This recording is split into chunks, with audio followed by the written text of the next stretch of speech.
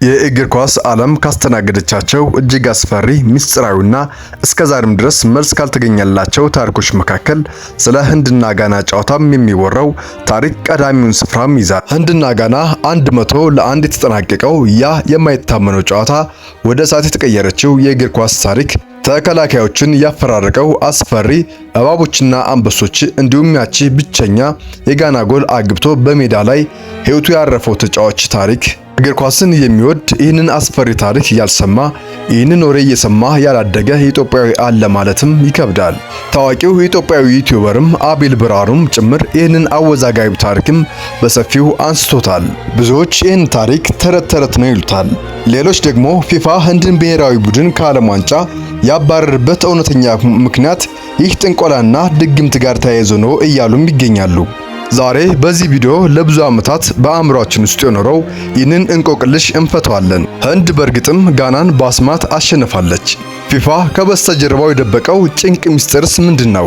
እስከ መጨረሻው አንድም ሰከንድ ሳታልፍ ከተመለከታችሁ እግር ኳስ የምታዩበት መንገድ ሙሉ ለሙሉም ይቀየራል። ለቻናላችን አዲስ ከሆናችሁ ሳብስክራይብ አድርጉ። ቪዲዮውን ላይክ በማድረግ መጀመራችሁንም እንዳትረሱ።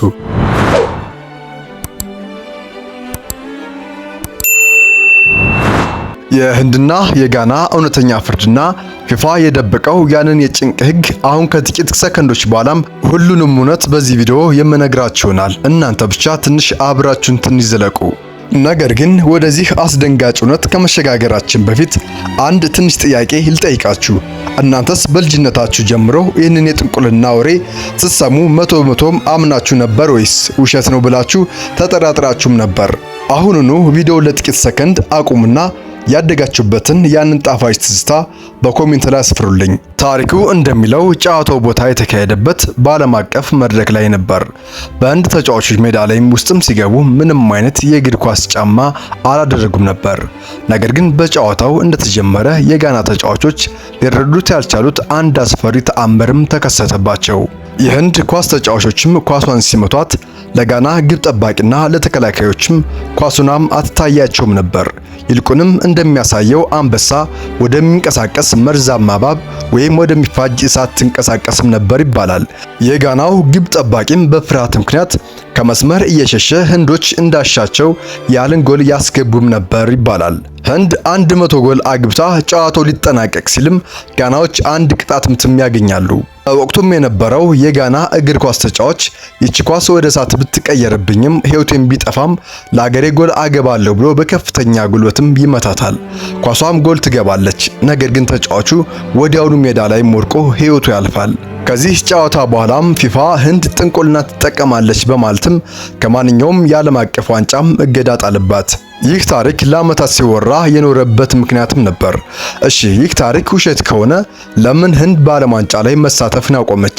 ለምንድነውስ በዓለማችን በህዝብ ዘንድ ብዛት አንደኛ የሆነችው ሀገር፣ እጅግ ግዙፍ ስታዲየሙ ያሏት ሀገር በዓለም ዋንጫ ታሪክ ውስጥም ስሟ ጭራሽ የማይነሳና የማይታወሰው? ወደ ፊፋ ታሪክ መዝገብ እንውረድ። ህንድ በ1950 በብራዚል በተካሄደው የዓለም ዋንጫ ላይም እንድትሳተፍ በይፋም ተጋብዛም ነበር። በወቅቱም የምድብ ዕድል ጭምርም ወጥቶላት ከስዊድን፣ ከጣሊያን፣ ከፓራጓይና በአንድ ምድብ ተመደበውም ነበር። ነገር ግን የዓለም ዋንጫ ሊጀመር ጥቂት ቀናቶችም ሲቀሯት የህንድ ብሔራዊ ቡድን ሳይጫወት ከዓለም ዋንጫም ተሰረዘ። አዎ ሳይጫወቱ ወጡ። ዓለም በከፍተኛ ሁኔታም ተደናገጠ። ጋዜጠኞችም መጻፍ ጀመሩ። ታዲያ ህንድ በሙምባይ ካሉ ሀገራትም ጋር ሳትጫወት የወጣችበት ምክንያት ምንድነው? በእርግጥም ሜዳ ላይ የተከሰተው የጥንቆላ ሚስጥር ፊፋን አስፈርቶት ነው ወይስ ከበስተጀርባው የተደበቀ ሌላ ጨካኝ ፖለቲካና ስነልቦናዊ ሴራ አለ? አሁን የምነግራችሁ እውነት ያደግንበትን ተረት ተረት ሙሉ በሙሉም የሚያፈርስ ነው። ህንድ ከጋና ጋር 100-1 የተጫወቱበት ምንም አይነት ታሪካዊ ጨዋታ የለም። ህንድ ከዓለም ዋንጫም የወጣችበት እውነተኛ ምክንያት ጥንቆላ ሳይሆን ፊፋ ያወጣው ጥብቅ ህግና የህንድ ፌዴሬሽን ፈጽሞ ታሪካዊ ስንፍና ነው። ለነዚህ መገለልም 3 ዋና ዋና ፕሮፌሽናል ምክንያቶችም አሉ። አንደኛ በባዶ እግር የመጫወት እገዳ። በ1940ዎቹና 50ዎቹ የህንድ ተጫዋቾችም ጫማ አድርገው መጫወትም አይወዱም ነበር። ካልሲ ብቻ አድርገው በባዶ እግራቸው ነበር የሚጫወቱት። 1948 በለንደን ኦሎምፒክ ላይ በባዶ እግራቸው ተጫውተው ዓለምን አስደምመውም ነበር። ነገር ግን በ1950 ዓመተ ምህረት የብራዚል ዓለም ዋንጫም ሲደርስ ፊፋ እግር ኳስ ፕሮፌሽናል ለማድረግም ጥብቅ ሕግ አወጣ። ሕጉ ማንኛውም ተጫዋች ያለ እግር ኳስ ጫማ ሜዳ ውስጥ መግባት ፈጽሞ የተከለከለ ነው ይላል። ህንድ ግን ተጫዋቾቿን ጫማ ካላደረጉ መጫወት አይችሉም ፍቀዱልን ብላ ለመነች። ፊፋ ግን ለህንድ ሲልም ህጉን አልቀየርም፣ ጫማ ካላደረጋችሁ አትጫወቱም አላቸው። ህንዶችም ጫማ ለማድረግ ፍቃደኛ ባለመሆናቸው ራሳቸውን አገለሉ። ሁለተኛ ለዓለም ዋንጫ የነበራቸው ዝቅተኛ ግምት። በወቅቱ ለህንድ ትልቅ ውድድር ኦሎምፒክ ብቻ ነበር። የዓለም ዋንጫ እንደ ተራ ውድድር ያዩትም ነበር። የህንድ ፌዴሬሽን በዓለም አቀፍ ዋንጫ ላይም ከምትሳተፍ በኦሎምፒክ ብንዘጋጅ ይሻላል በሚል ደካማ ውሳኔም አስተላለፈች። ሶስተኛው የገንዘብና የጉዞ ወጪ። ከህንድ ተነስተው እስከ ብራዚል ለመጓዝ በወቅቱ እጅግ ከፍተኛ ገንዘብ ይጠይቅ ነበር።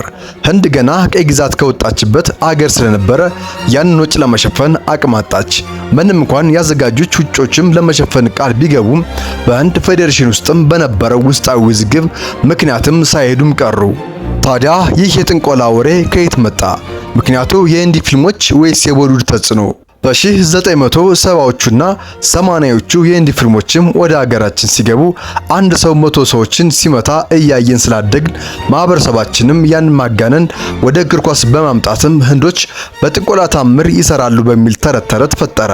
በባዶ እግራቸው ተጫወቱ የሚለው እውነት ከአፍ ወደ አፍ ሲንከባለልም ኳስ እባብና እሳት እያሉም ውሸት ተቀየረ። እንግዲህ እውነቱ ይህ ነው። እግር ኳስ በሳይንስና በስልጠና የሚመራ ነው እንጂ በጥንቆላም አይሰራም። እናንተ ውድ ተከታታዮቻችን ይህንን እውነት ሰሙስ ምን ተሰማችሁ? በልጅነታችሁስ ያመናችሁት ምን ነበር? ትዝታችሁን በኮሜንት ላይ ያካፍሉን። ቪዲዮው ከተመቻችሁ ላይክ፣ ሼር፣ ሳብስክራይብ ማድረጋችሁን አትርሱ። ለሌሎች መሰል አስገራሚ እውነታዎችን ቻናላችንን ሳብስክራይብ በማድረግና የኖቲፊኬሽን ምልክቷን ኦን በማድረግ ይጠብቁ። በሚቀጥለው የተሻለ ቪዲዮ እስከምንገናኝ በያላችሁበት የዓለም ዳርቻ ሁሉ ሰላማችሁ ብዝት ይበልን። ቸር ቆዩ።